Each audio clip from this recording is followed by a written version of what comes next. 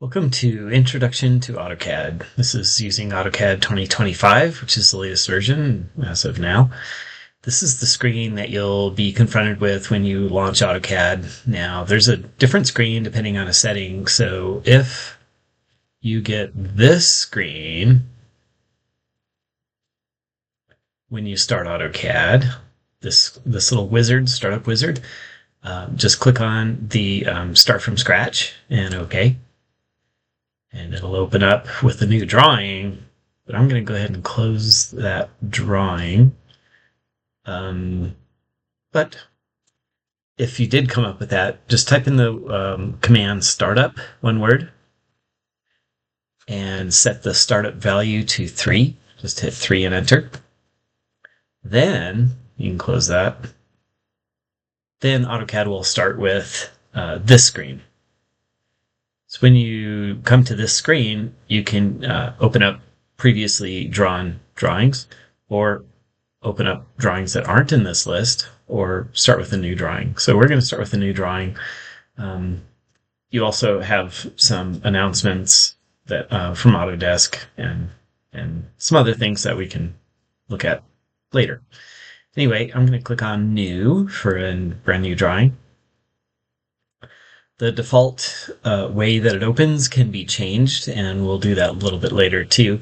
But we're started with this workspace that has a big grid on it. I'm going to turn that grid off. You can hit F7 to do that, or click on the status bar down here at the bottom where my cursor is, and click on that grid, and that clears the grid. Now I have a white background, but mostly that's for the video purposes and projectors and things like that. But you can do a right click and go to options and go to display and change your colors. And there's just a ton of colors. You can change the cursor colors, the background color, and all kinds of things. So anyway, I'm going to leave that. There's other settings that we can look at here, such as the crosshair size. A lot of times we want to put the crosshair size to all the way across the screen. So then the cursor can you can use the vertical and horizontal lines of the cursor to make sure you're lined up with other objects and things. I'm going to put that back to the default 5%. There. Okay, this is how we're going to start. You also have this cube over here we want to get rid of, so I'm going to go to the View Cube. There's usually a navigation bar over here we're not going to use either, so I'm going to turn those off just to clear up the screen. Go back to the Home ribbon. So we have these ribbons across the top, and now we've used the View ribbon to toggle those on and off. I'll go back to the Home ribbon where we have some drawing tools, as well as some dimensioning tools, editing tools, and layers, and a bunch of other stuff we're going to look at. Okay. So right now, I can go back to the Start tab. So all our drawings will be on tabs. I'm going to open up this one. This is going to be the first thing that we're going to draw. And I've already put dimensions on it and things so we know how big to make it.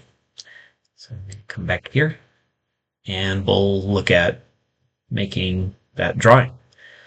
One other thing I didn't mention down here at the bottom is a UCS icon, which tells you which directions things are going. So using the coordinates, you might not see the drawing coordinates, but as you move your cursor around, there's a little box down here that tells you your X, Y, and Z coordinates. That can be turned on and off from these the hamburger menu on the bottom right, where you can turn. This doesn't turn the coordinates on and off. It just gives you the option to see them or not.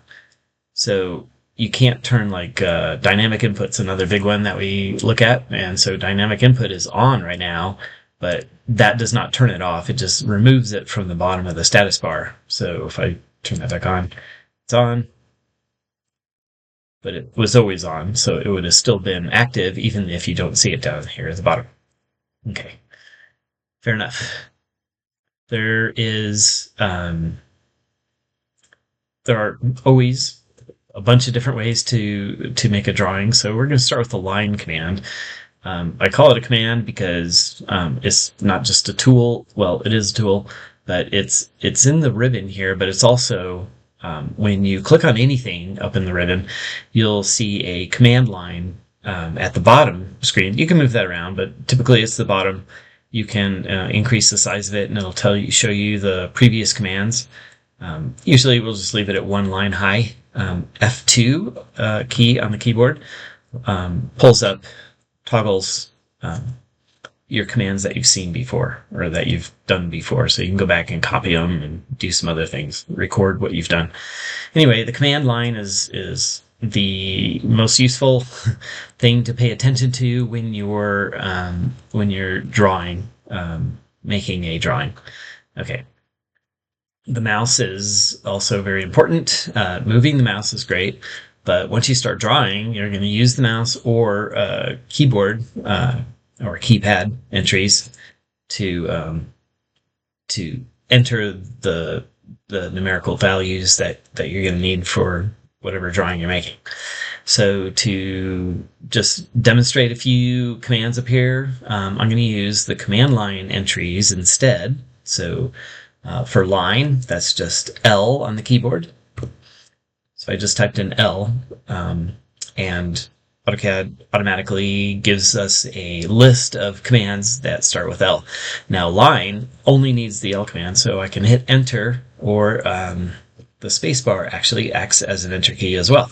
So I'm just going to hit the spacebar or enter, and now without looking at the command line, it would be difficult, although the dynamic input does put a flag by your cursor telling you what AutoCAD expects you to do. The command line down at the bottom also prompts you for what's needed next. And so right now, the first point is needed for this line. So this could be entered in a variety of ways. One of them is just clicking on the just moving your mouse around and just clicking somewhere. If it needed to be at a very specific point, like using AutoCAD's the coordinate system, I could type in such like 0, 0 and enter.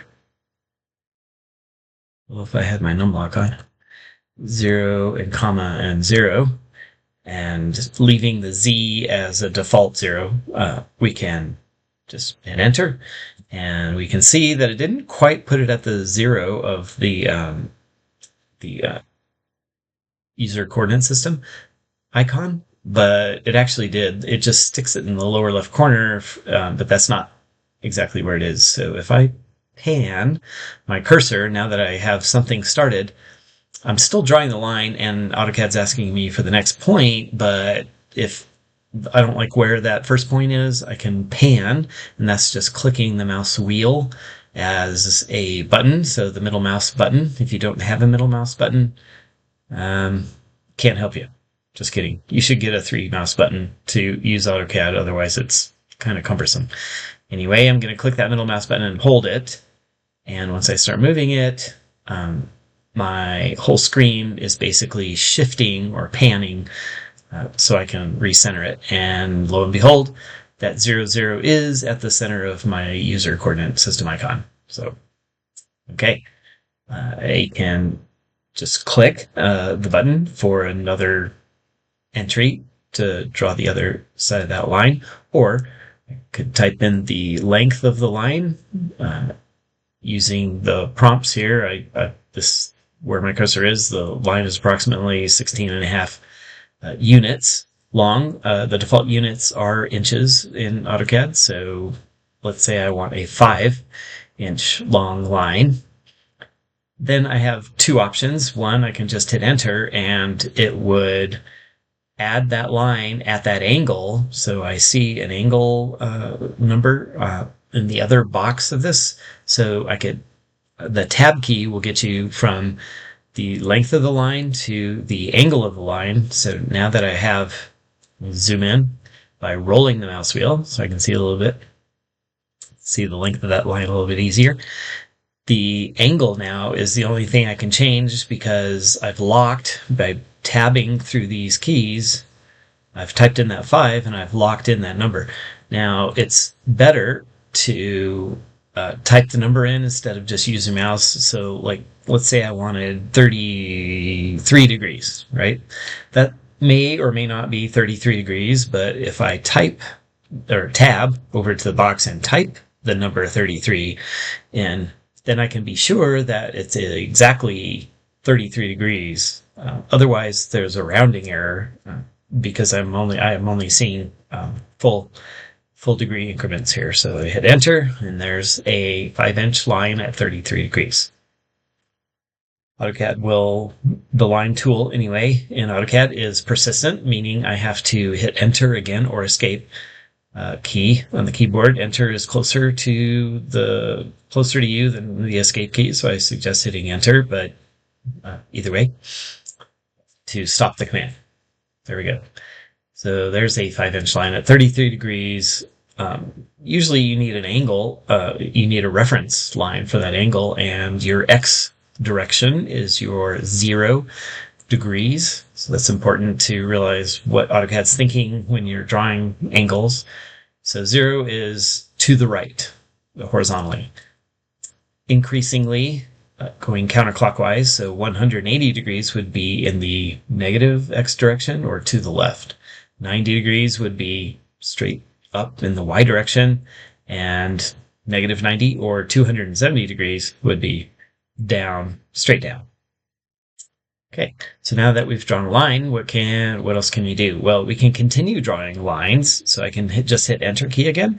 Instead of hitting L and enter, I can just hit enter, because the line tool was the last command, or the line command was the last command I've used. So I can just hit enter and it'll start up the last command I used, which was line command. And I can, let's say I want to start another line at the midpoint of this next line. So we can use snaps. These are green in nature. You can change the colors of them, of course, but right now I have midpoint, end point.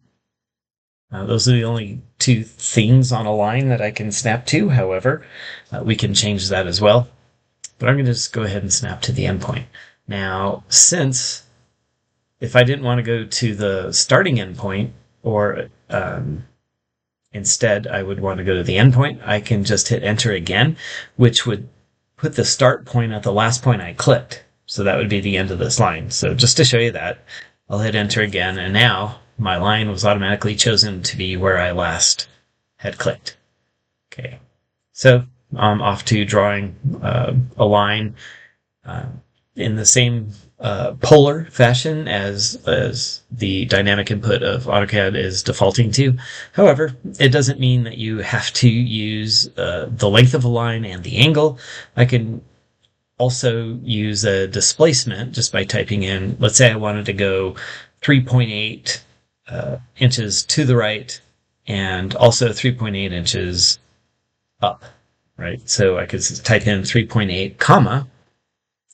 That would be my X direction from where I last clicked also. So this is what's called relative coordinates. And so I'm going to just type in 3.8 comma 3.8 here and then enter. And so it should go, the end point of this next second line should be 3.8 inches to the right and also 3.8 inches up. So that would be a 45-degree line at whatever 3.8 times the square root of 2 inches in length. So there, panning down a little bit. So there is 3.8 inches to the right and up. Now, what if I wanted it at 3.8 inches in the X direction and 3.8 inches in the Y direction, rather than from where I last clicked? So I'll do that. It's basically the same thing, but I'm going to precede what I type in with a hash symbol, or the hashtag, or the pound sign, and then 3.8 comma 3.8.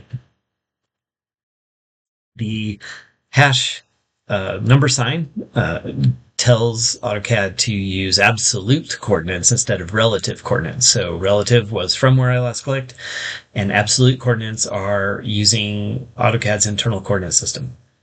So enter, and apparently hit enter again. The end of that line, if I put my cursor there, Let me turn my coordinates back on. And if I put my cursor real close to that, I can see I'm very close to 3.8 and 3.8 in AutoCAD's world of coordinates. Okay, so we've used polar coordinates, we've used relative coordinates, and we've used absolute coordinates. All right.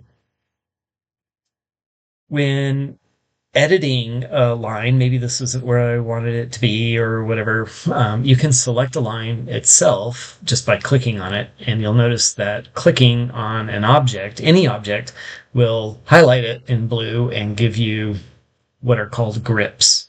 These grips are either rectangles or squares at the significant points of an object, and those can be manipulated.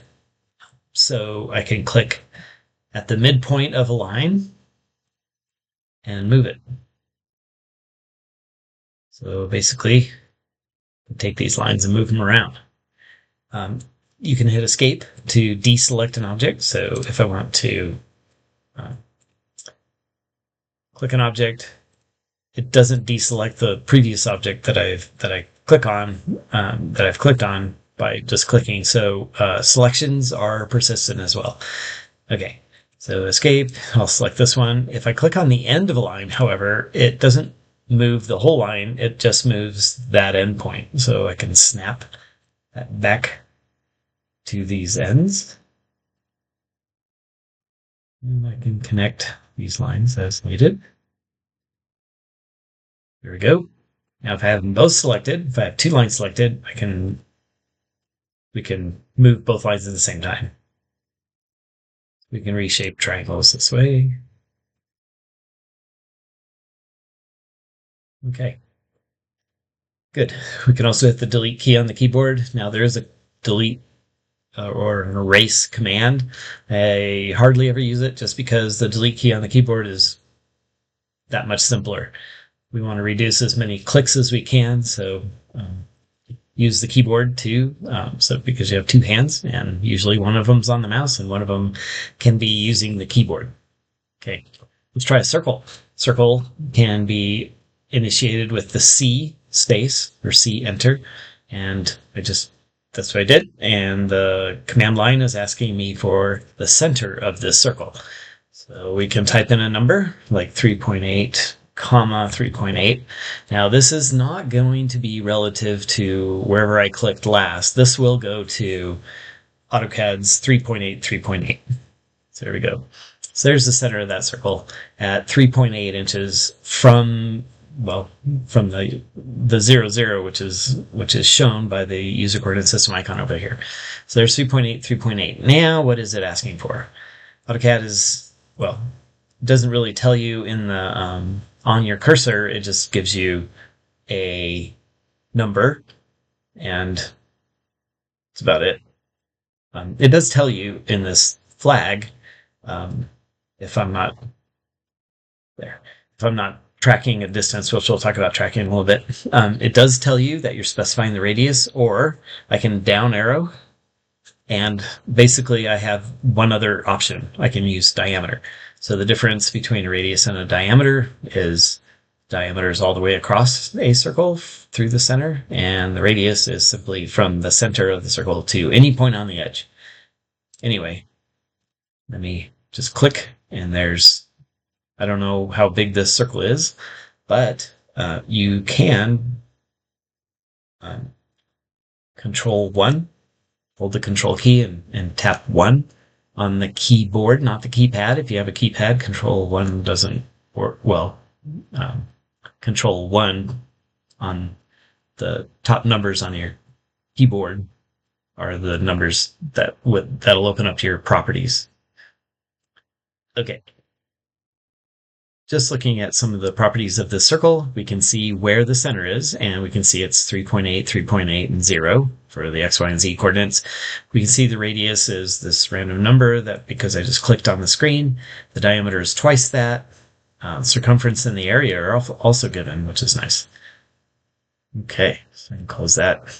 We can change the radius of the circle. Now there's two numbers here, so the radius can be entered in here. So maybe I can say 3, enter. So now when I click it, the radius is 3. But let's say I want to increase it by 2/10. So I'm going to hit the tab key and just type in 0.2, and now my radius is 2.8 because it went in by that much. So let's say I want to make it bigger. So I'm going to move my cursor outwards and tab and go 2/10 again. And this should put it back at 3. Actually, it went back in. Hang on. Let's go 0.4 now. Keeps going in rather than... It always wants to go in. What if I start over here? Go out here. Well, I can go back to 3 here. And then click again. Tab. Let's go 0.2 again. Will that put it at 2.8? It does. It always goes in. Interesting. Anyway, you would have to do the math, I guess, if you want to make it bigger. Okay, let's delete the circle and let's begin. There's lots more to do, but there's lots more commands and everything. But let's draw problem 1-1 that looks like this. There are several ways to do this. I want to go over them. In this case, we can use, I want to introduce tracking a little bit. All these angles are 90 degrees because it doesn't tell you otherwise. So you have to assume that this angle right here is not 89.9 degrees. It's simply 90 degrees straight up. Anyway, let's give this a try. So in this drawing, not all the lines are given, right? So most of these on this side, like this line right here, how big is it? Well, I have to do some math. It looks like 3, but there's a gap of half, so 2.5. Similarly, this line right here is not dimensioned at all, but I can look at the total height from the bottom is 4.5, and I can subtract and do the math to find out how big that is. Okay. However, so when you find that, and this line similarly is the difference between 2.5 and 5.5, which is easier to, well, no, it isn't. It's the difference between the sums of these two dimensions and the bottom hole width, right? So that's the gap. Anyway, without having to worry too much about that, I usually, when not everything is given, start at the edge of what's not given and go around, right? So I would start probably drawing at the up top point on the right and go left 2 inches and then start going around where the numbers are and then closing that up somehow. Okay, so let's give that a try. So I'm going to click, I'm going to start on this drawing over here and we'll start a line. And we'll click. Now, I already forgot how long that line was or whatever, so I'm just going to do a Control 2. Oops, not a Control 2. A Control Tab, sorry. And that tabs through my tabs, right? So this works on browsers as well. And although that killed my line command. So I'm going to tab over here 2 inches to the right, or to the left. Okay, so line 2. So as long as I have this green track line going on, then I can point AutoCAD in the correct direction and make it move in that direction. So if I have that green line tracking, I will go to the left and then I just type in my 2 and enter. So now it drew a line 2 inches to the left. So in this drawing right here, oops, I want to go down from that 2. I want to go down, looks like the difference between 3 and 4.5, so 1.5, and then I'll go left 1.5. So I take 2 steps here. So I lost my line command again, but I can hit space, and that starts the line command. I can hit space again, starts it at that point, goes straight down, 1.5, enter, and then point left, 1.5, enter, and there's my 2 lines. Let's go back here. So now I'm at this corner, and it looks like I need to go down 3 minus a half, so 2.5. So let's go 2, so space, 2.5. And I come in, don't know how much to go to the right. Looks like 2.5, and then go down the 0.5. So I'll take 2 steps there. So space, 2.5.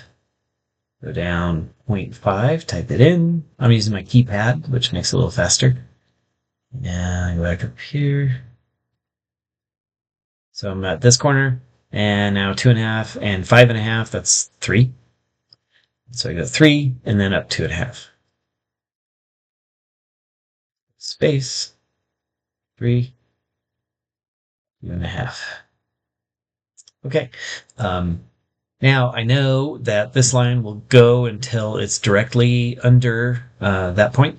Now if I had my cursor, I could eyeball it, and that still wouldn't be quite right. But with tracking, I can track from 2 different points. So I can track left, but also if I just move my cursor up over that endpoint and just leave it there for a second, and then move it away, I'm going to move straight down. I can track from this angle. See, I can track from 2 angles here. So I just want to go down until I'm tracking. See, my cursor's not even on there, but the flag tells me I'm perpendicular from one endpoint at 270 degrees, which is the one that's going straight down. And then I'm tracking polar at 180. So from where I last clicked to 180 degrees, so that's to the left. And then I can just click, even though my cursor's not on it. That's what the tracking is going to force it to do. So there I go. Then you can just snap to the end, which is 2 inches up. So I didn't even need to know how big those numbers were. And there we go. Okay.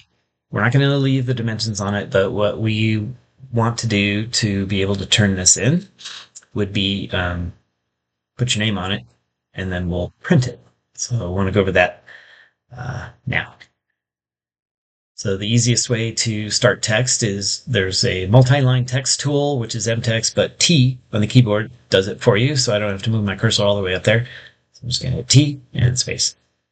Click and click to make a box where I want to put my name. So I'll type in my name. Okay. And I can change the size of the box. If I go smaller, it will divide it into columns or whatever. So I'm just going to make it small. You can justify it, middle left, middle center. Right now it's on top left. So as I type more things, it can add more lines. Okay. This video is getting a little long, but I just want to go over the printing process and saving it. So last little parts here. So I'm typing in here. I can see my cursors on here. I can't use the space bar as an enter key anymore because it just adds spaces to the type in box. So I have to just click away from the text box. I can move this around just by clicking on it to select it and then click to drag it around. So there you can don't put my name, but put your actual name in there. And then we're ready. Let's say this is what we need to print. Okay. So there's a couple ways to print, but the easiest way probably is Control P or clicking on this big printer in your quick access toolbar up at the top. That's what they call it. Or you can use the application menu, which gives you a whole list of things, and one of them is printing or plotting, as it's called. And there's different setups here, but the default is this plot tool. So that opens up this plot dialog. And the steps through the plot is set your printer. So for online, you would want to plot to a PDF, basically. So this allows you to create a PDF drawing from your AutoCAD drawing. So I'll go ahead and choose that. And you can choose different pieces of paper. Here's an ANSI A size piece of paper, so that's great. It's a good default size. We'll change the scale and what we're plotting right now. I don't want to really plot the display, which I'm zoomed out probably too far, so I'm just going to hit extents.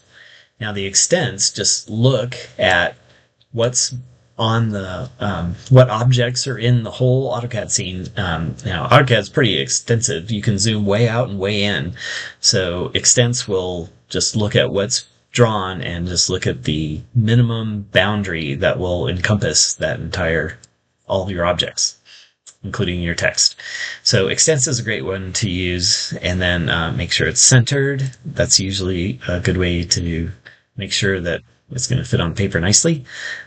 Default is landscape, so that's nice. Now, as far as scale goes, the fit to paper is great for deciding what scale to use, but you almost never want to use fit to paper as your end print scale. So I'm going to leave that. I'm going to uncheck it and then just type in 1:1. Now, if this number here, if fit to paper generated a number here that was more than 1, that means 1:1 is not small enough of a scale. It's not zoomed out enough to fit everything on your screen. So if I put, let's just try this.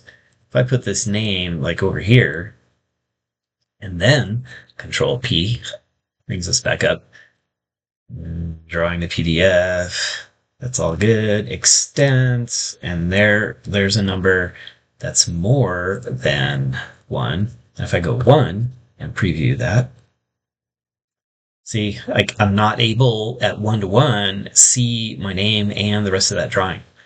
So hit escape a couple times. But the way these assignments are, a 1:1 on an 8.5 by 11 piece of paper is usually going to fit at 1:1. So I'm going to leave it at that. DWG to PDF. ANSI is American National Standards Institute, which defines different sizes and dimensions and things like that. So anyway, 8.5 by 11 is an ANSI A piece of paper. Extend and center, uncheck that, type in uncheck fit to paper, and type in 1:1. And now when we get to setting up colors for layers and things like that, we'll almost always want to choose monochrome as our plot style tables. That changes all your layer colors and things to just black ink. So this is good for like laser printers and things like that as well. Anyway, let's preview that and see what it looks like. Looks like it's centered. It'll have your name on it. Looks great. You can print right from here, but I'm going to go ahead and hit escape and then just click OK. Then you can draw it in here. So this is going to be exercise 1:1 and enter. Okay. Then it opens it up, depending on your computer, if you have a PDF reader. Anyway, I use PDF Gear. Anyway, there's the PDF file that can be submitted in Canvas, and that's our first drawing. Thank you.